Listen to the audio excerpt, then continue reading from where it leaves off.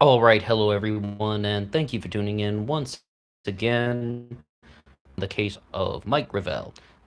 The possibility of Mike Gravel becoming president. Excuse me for using the word case. We talk a lot about true crime on this channel, so that word comes up very frequently.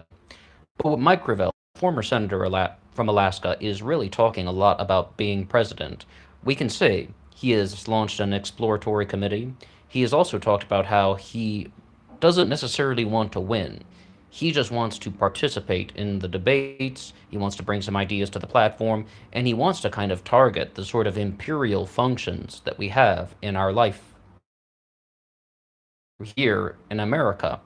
And by imperial functions, he means the influence of the mega banks, the influence from oligarchs, about how we're being controlled by the few as opposed to by the citizens. I did one previous upload about Mike Gravel earlier today, but it was very short. I didn't have a lot of time, and then I was just thinking, I gotta say more because there's much more to say about what Senator Mike Gravel is talking about. In case you didn't hear the first one, we talked about some of the ideas he put forward about he's very pro marijuana, legalization of marijuana for medicinal use, legal marijuana all across the board. He has some libertarian influences, which is kind of difficult to find with Democrats that are running for president, mind you. Not to mention, he talked about something where you could check on the internet to see if your voting ballot was cast correctly. Lots of ideas. Mike Gravel has lots of ideas. But there's a lot more to say. Because Mike Gravel is someone who was involved with something called the Pentagon Papers. I won't break down the entire thing because I'm not even really an expert on that one. But he has been someone who, even as a senator, he was trying his best to kind of expose tyranny, the kind of people who are in government who are trying to move all the power toward only the few. The basic concept of oligarchy being governed by a select group of people, or the select group of people only have the power. And it seems like he's going to kind of come at that full steam. Once again, though, Mike Gravel is 88 years old and born in 1930, wants to participate in the presidential debates. Who knows what could happen? I mean, I've seen an enormous amount of energy into this campaign over the last 24 hours. Like, it's really quite shocking. When you want to think about kind of just the responses that we've seen from other candidates, Kamala Harris seems like someone to me who just had a lot of money behind her, who was able to put out lots of emails, who was able to use phishing. She got my email account and put me on her campaign list. I don't want anything to do with it, but she did that. And, Beto O'Rourke and Bernie Sanders, of course, raised lots of money in the first 24 hours. It will be difficult for Mike Gravel to raise the same amount of money. But what we want to know is that what really is Mike Gravel all about? Because he's about ideas. We don't always need to talk about fundraising and, the individual contribution and all of those things. I have to insist again. Mike Gravel wrote his book, Citizen Power, which talks about a lot of these ideas that he wants to put forward. He is a guy with a very big vocabulary, actually. I mean, he uses a lot of adjectives and adverbs that I wasn't familiar with. But thanks to the magic of dictionary.com and Google, we don't have to worry about that. What I would say, though, is I'm not the biggest person on buying books about politics or religion. And this is true. It's like you can get them from your local library. If your library doesn't have it, you can use interlibrary loan. If interlibrary loan doesn't have it, the library can purchase it, for everyone. Or if you're more of an audio person, which I kind of am, there are some excellent presentations that Mike Gravel has done about his book, Citizen Power, that you can hear on YouTube for free. I would encourage everybody to just listen to some of those. Mike Gravel is also someone who is going to be quite different, who is going to be somewhat appealing to the 1825 demographic, which is kind of the white whale for politicians. The white whale. Why is that? Because they don't vote. I mean, so many people were saying, that Ron Paul, 2012, 2015, they were like, Bernie Sanders is energizing the 18 to 25. But this is not only about winning, right? Mike Gravel is actually saying very clearly he wants to kind of bring these ideas forward and also hopefully sow the seeds of consciousness to the point where people become aware of some of the problematic functions of our government and actually make changes about this. It's kind of the only thing that he can do moving forward. And we talked about all that, going after Wall Street, the mega banks, oligarchs, all of those things. Daryl W. Perry, the libertarian who ran for president in 2015 and 2016, the primaries and he ran through the libertarian primary. He said something very clearly when it's like the reason why he ran for president was the same. Not to win, but people will listen to someone's ideas if they are running for office. People will take someone's ideas more seriously if they are running for office. And that brings us to where Senator Mike Gravel is today. I mean, Mike Gravel overall, if you read his sort of life story, he's a very ambitious person, moved to Alaska because he could be a real estate agent without a license or something like that. He's a very creative and innovative thinker. He's a very ambitious individual.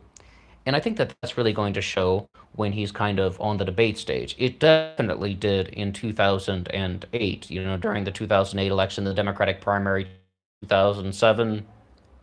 Senator Mike Gravel from Alaska, he did it's very entertaining, I'll say that. And he also stood up and challenged a lot of the kind of established in sort of presidential debates. The other person who was really challenging the establishment in 2007 was Dennis Kucinich, and there was actually talk as well that Dennis Kucinich was going to be running for president in 2020. That came from Dennis himself.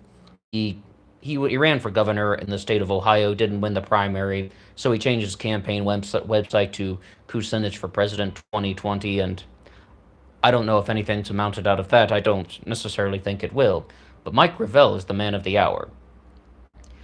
Mike Gravel is somebody who is going to be offering something that is quite to the contrary of Bernie Sanders. And we mentioned this in the first part of the upload, where it's like he is actually someone who is putting forward these answers to have the government being controlled by the people. The people who are in the government make decisions that benefit the people. Citizens are running the government. He wants a government that is run by citizens, the many, as opposed to the few. And this is a big conversation that we don't have too much in America because so many people want to talk about liberal this and conservative that, Republicans and Democrats. That's kind of the way that so many people view so many things, and that's kind of where people want to sort of look at the fight. That's what they think the battleground is. It's Republican and Democrat, liberal and conservative, right wing and left wing. What somebody like Mike Gravel is really trying to push us toward is that it should be sort of things that benefit citizens versus things that benefit only a small group of people, like the Wall Street bankers, for example. And yes, the mega banks are kind of a lot of people are raising awareness to this issue. And even the Tax Wall Street Party, hence the name, was saying that if you're somebody who's sitting at home and you're just wondering about what do I do about all the problems in the world? I mean, we recognize that there are horrible things going on in the world. What you can do is you put pressure on the group that is ripping you off the most. And in this particular case in America, 2019, at the time of this recording, is government hatred, anti-government sentiment in America. It's not the government. It's the mega banks because they are just sort of amassing not only enormous amounts of wealth. That's totally legal. It's totally legal to have wealth. It's totally legal to be rich. But then they can rig the system to their advantage so that they can stay wealthy and that other people can stay poor. And then they move the political system to their advantage so it can't be changed. And these are some very kind of controversial things. I don't necessarily know if they're kind of super well established amongst all economists who all think the same way. But it's like there are various people who talk about this. The economist Michael Hudson would be an example for him, but he's a self-proclaimed Marxist. And the Tax Wall Street Party that I just mentioned, they are anti Karl Marx. And it's like, you got to kind of, as somebody sort of said, and this was just a comment that I read on someone else's YouTube upload. Well, the comments section, right? Listen to many, but follow no one. Where it's like, you can learn from all kinds of people, but there's an enormous difference between just accepting that every single thing that this person says is the truth. But let's get back to Senator Mike Gravel. You want to talk about some things that are anti citizen? One of the things that Mike Gravel brought to our attention, kind of one of the core elements that inspired the book Citizen Power, A Mandate for Change. Mike Gravel is someone who said that in Korea, we're talking about South Korea, right? I'm sure we won't be talking about the North in this way. In South Korea, if you register to vote, you're registered for life. Whereas even if you move from you move from a different state, you move to a different district, stuff like that in America, apparently you need to re-register every time. I'm not sure about that firsthand. I've never had to re-register in a different district. I've always had the same one since I was 18 years old. But it's like, it sounds like something they do in America.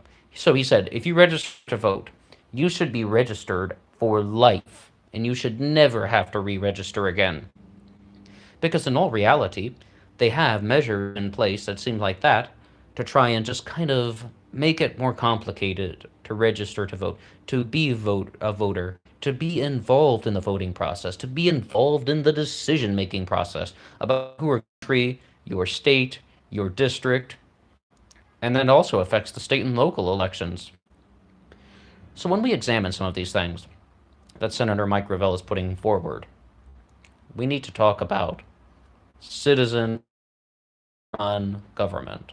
And in the first part of the recording, we mentioned that he was also in favor of having the citizens of the United States voting for constitutional amendments in a referendum. Of course, it's like, do you want Amendment 28? Yes or no? And then all registered voters in the U.S. can vote. I mean, we've talked about that on the previous one, so that's just another idea that he's put out there. What do you think about all of this that we mentioned so far? Mike Gravel, being somewhat of a libertarian that he is also rather non-interventionist. He was just for the removal of troops from the Middle East, and his philosophy was very simple. And he was actually posting about this on Twitter today, when it's just like, if you want to say that the war in Iraq was for nothing, if you want to say that Afghanistan was for nothing by pulling the troops out, if you want to say that any soldier died in vain if you just abandoned the region, then the only thing that's going to leave is more soldiers dying in vain. The only thing worse than a soldier dying in vain is more soldiers dying in vain. That's Mike Gravel talking in the debates from the last time around, 2008. Now, what a lot of people are thinking about non-interventionism is, it's like, it's not something that is completely accepted among all of the people in America. There's kind of an enormous conversation that the American people can have about foreign policy. And it's good to hear Democrats talking more about foreign policy right off the get-go. I mean, if you look at Andrew Yang, Marianne Williamson, even Bernie Sanders has been accused of not talking about foreign policy enough, other than some statements like, we need to end these wars. When it comes to non-indigenous foreign policy, it's in the world, 100 and some odd military bases in 100 and some odd countries, or was it 900 bases or something like that? The numbers escape me, I confess, but the reasons why people are opposed to this are very simple. You have to launch that preemptive strike in order not to start a world war. Sadly, I'm kind of thinking of that kind of individual, Henry Kissinger, who's been a blatantly accused war criminal. And people are actually talking to Henry Kissinger. It's like his reputation has actually gone quite downhill over the last 5 years, and many more Americans are actually somewhat kind of more aware of his actions, and they're starting to view him as a war criminal as opposed to the Nobel Peace Prize winner from whatever year, 1970 something. But about non-interventionism, it's like sometimes people are just kind of in favor of that. They're just like, it's a nasty situation. and you have to make that kind of critical decision that you have to put the small fire out so a big fire doesn't keep growing. What do you think about that? I mean, this isn't just rambling on the internet. These are our leaders in the House of Representatives and the Senate right now. Representative Paul Cook of the 8th District in California said very clearly non-interventionism is stupid. He just thought like that was ridiculous. You need to just do kind of that thing about putting the small fire out so the big fire doesn't keep growing. That's all his stuff. He's in the House of Representatives. I'm just a guy on the internet, and there's a black box in front of you. Overall, though, when you listen to somebody like Mike Gravel, he's talking, though, about citizen-run government. All of these people, like Representative Paul Cook, Henry Kissinger, John Bolton, what are they talking about? They're talking about a government that is run by the oligarchs, which it is. I mean, for those reasons that we mentioned, there is a certain degree of truth that the kind of whole thing about large concentrations of wealth lead to large concentrations of power, because if you comprise an enormous amount of wealth amongst a small group of people, then they can use that to for policy decisions by warmongers. It's destructive. It is painfully destructive.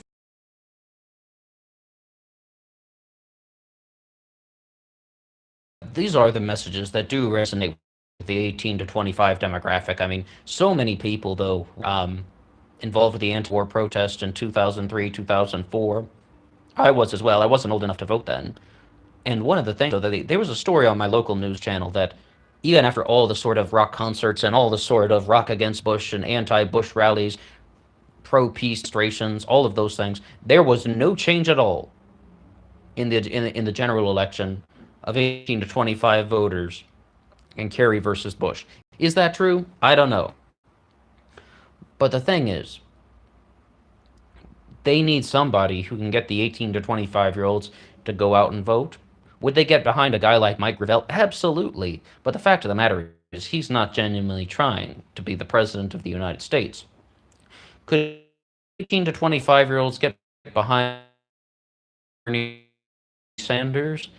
Maybe, maybe, but I'm not 100% sure if they would actually be able to organize in a massive way where they would actually go to the polls. Mike Gravel is quite a unique candidate. He's quite a unique personality. Wasn't it like he was in the Senate from what, 1969 to 1981? As I mentioned, for some guy born in 1930, I mean, he's been around a while ago in terms of political. And you have other people like former Secretary Julian Castro about Mike Gravel on YouTube when he's talking about the government and UFOs and all of these lids and says, "Oh, look on the UFO, oh mon Dieu, mein Gap," and it's like that stuff has turned me off.